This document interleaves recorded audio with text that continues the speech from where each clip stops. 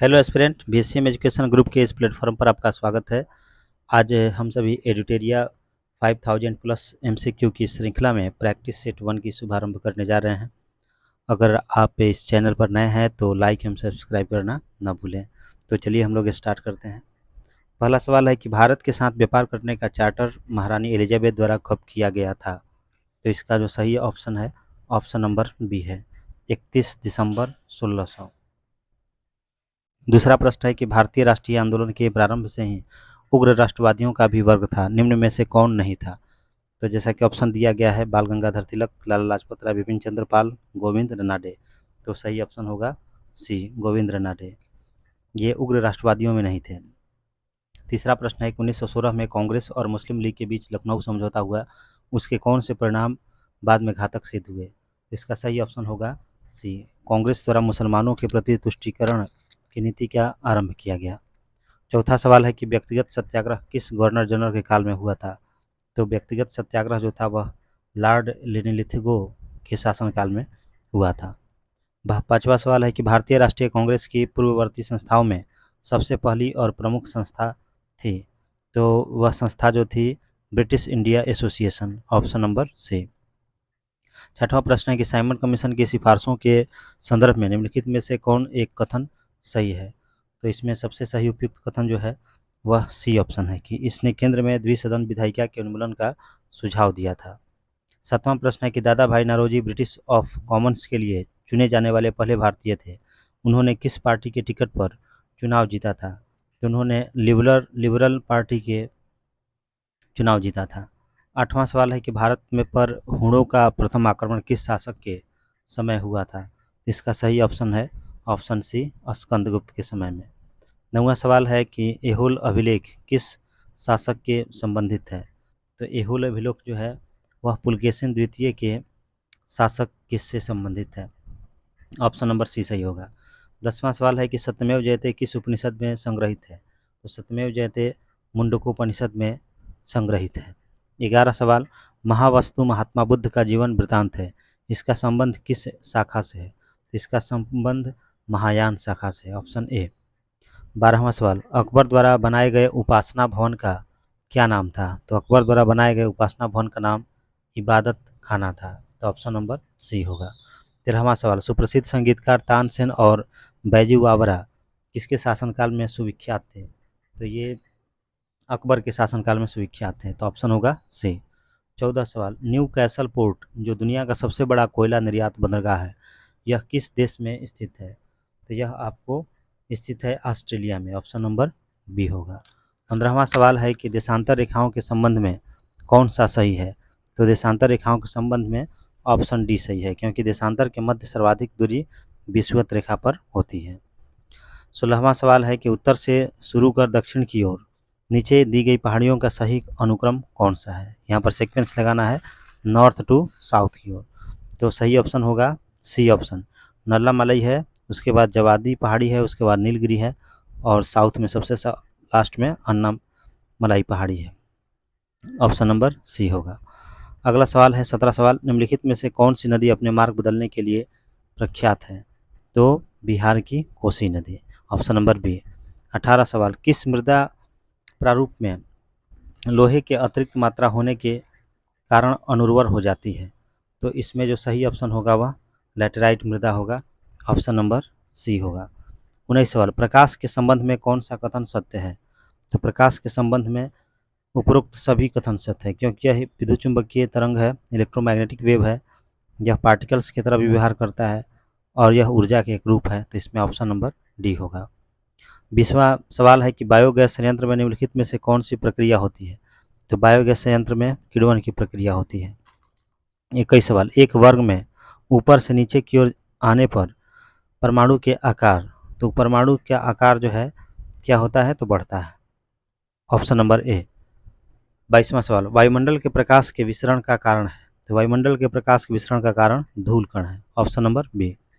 23वां सवाल, किसी भी यौगिक का ऑक्सीकरण संख्या क्या होता है? तो किसी भी यौगिक का ऑक्सीकरण संख्या 0 होता है, ऑप्शन नंबर डी होगा। सर्प विषरोधी सुई किस तत्व का एक यौगिक है? तो इसका सही आंसर होगा स्वर्ण यौगिक, ऑप्शन नंबर ए। दाब का विमीय सूत्र डायमेंशनल फार्मूला क्या है? तो वो दाब का डायमेंशनल फार्मूला जो है वह ml-1 t-2 है। Option number B. जैव सेल क्या है? जैव सेल क्या है? तो इसका सही ऑप्शन होगा कोयला। ऑप्शन नंबर ए। 27 सवाल, यादाश्त का संबंध मस्तिष्क के निम्न में से किस भाग से है? तो यादाश्त का संबंध मस्तिष्क के सेरेब्रम से है। Option number D. 28वां सवाल, एक जीवाश्म पक्षी के नाम बताएं जो एक पक्षी की तरह दिखता है लेकिन सरीसृप के जैसी अन्य विशेषताएं भी होती है। तो इसका सही ऑप्शन होगा आर्कियोप्टेरिक्स। Option number B. 29वां सवाल, मानव शरीर में सर्वाधिक मात्रा में पाया जाने वाला तत्व कौन सा है? मानव शरीर में पाया जाने वाला सबसे अधिक तत्व ऑक्सीजन। Option number B. परिपथ के किन्हीं दो बिंदुओं के बीच विभवांतर मापने के लिए किसका प्रयोग किया जाता है? तो परिपथ में किन्हीं दो बिंदुओं के बीच विभवांतर मापने के लिए वोल्ट मीटर का प्रयोग किया जाता है। Option number B. 31, आपातकाल के दौरान मौलिक अधिकारों का निलंबन कौन कर सकता है? तो आपातकाल के दौरान मौलिक अधिकारों का निलंबन भारत का राष्ट्रपति करता है। ऑप्शन नंबर सी। 32 सवाल है कि प्राक्कलन समिति के सदस्यों का कार्यकाल कितने वर्ष का होता है? तो प्राक्कलन समिति के सदस्यों का कार्यकाल 1 वर्ष का होता है। ऑप्शन नंबर ए। 33वां सवाल, निम्नलिखित में से किसके अनुमोदन से भारत की संचित निधि से पैसा निकाला जाता है? तो यहाँ पर सही ऑप्शन होगा भारत की संसद, parliament of India. Option number D. 34वां सवाल, भारतीय संविधान में विधि के समक्ष समता किस देश के संविधान से लिया गया है? तो यह ब्रिटेन के संविधान से लिया गया है। Option number D. 35वां सवाल, संविधान संशोधन प्रक्रिया संविधान के किस भाग में उल्लेख किया गया है? यह भाग 20 में उल्लेख किया गया है। 36वां सवाल है, सुमेलित करना है सूची 1 से सूची 2। तो यहाँ पर सुमेलित करते हैं भाषाओं का उल्लेख। तो देखिए 8वीं अनुसूचित में है, मतलब एक का 2 हो जाएगा। दल बदल निरोध अधिनियम, तो देखिए 10वीं अनुसूची में है।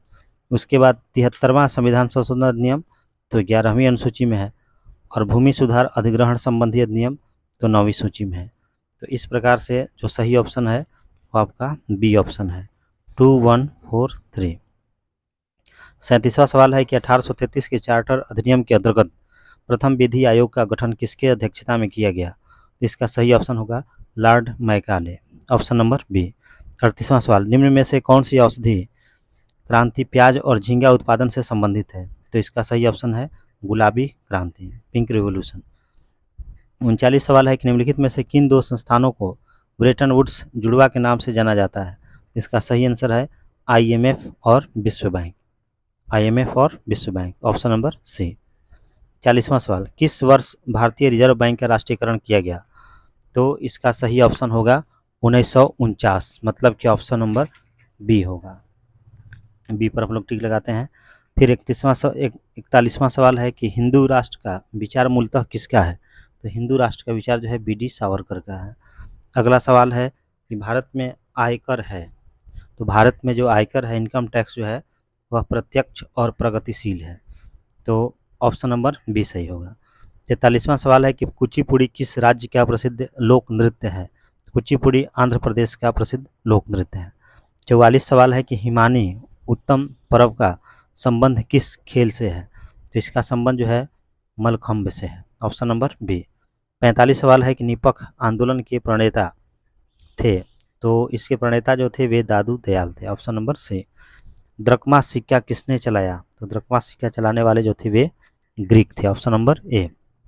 47वां सवाल है, बाढ़ के दौरान हर वर्ष नए एलुवियल का जमाव जो मिट्टी की उर्वरता को बढ़ाता है, तो इसका सही ऑप्शन होगा खादर। नई जो जलोढ़ मिट्टी उसको खादर कहते हैं और पुरानी को बांगर बोलते हैं। तो ऑप्शन नंबर ए होगा। 48वां सवाल है कि वह समुद्री सीमा जहां तापमान तेजी से कम होता है, तो उसको बोलते हैं थर्मोक्लाइन। क्या बोलते हैं? थर्मोक्लाइन। 49वां सवाल है कि बेसल मापदंड किससे संबंधित है? तो बेसल मापदंड जो है वह बैंकिंग क्षेत्र से संबंधित है। 50वां और अंतिम सवाल, इंग्लिश में पहली बार औद्योगिक क्रांति शब्द का प्रयोग किसने किया? तो यह करने वाले थे Arnold Toynbee. Option number D. इस प्रकार हम लोगों ने प्रैक्टिस सेट 1 से लेकर 50 तक किया। अगले वीडियो में हम लोग फिर प्रैक्टिस सेट 2 का फिर प्रैक्टिस करेंगे। धन्यवाद।